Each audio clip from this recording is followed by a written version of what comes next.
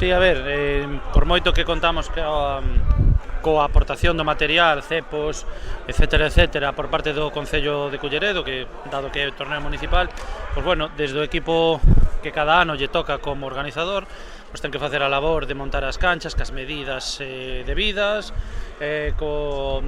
intentar nivelalos o máximo posible, que estén o máis colocados, o máis sacado a escuadra posible, e bueno, despois estar un pouquiño pendentes de facer, cando rematan os partidos, facer o orden de quen quedou por a orden dos equipos, por número de chaves, quen que foi máximo chaveiro, bueno, estar un pendente dos resultados. Bueno, en este caso, en esta ocasión, en un escenario diferente, non? Habitualmente estamos acostumados a xogar en Boedo ou tamén ali en Celas, hoxe en Ledoño.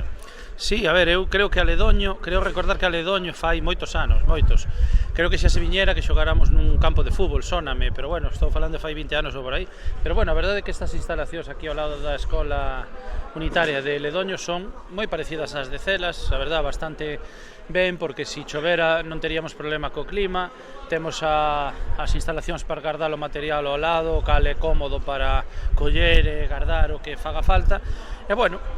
son unhas instalacións para mí moi adecuadas, a verdade. Bueno, rematou xa, polo tanto, a temporada, remata a Liga, remata a Copa, remata o torneo municipal, agora a descansar, que imagino que o tedes ben merecido, non? Bueno, a verdade é que foi unha temporada, bueno, a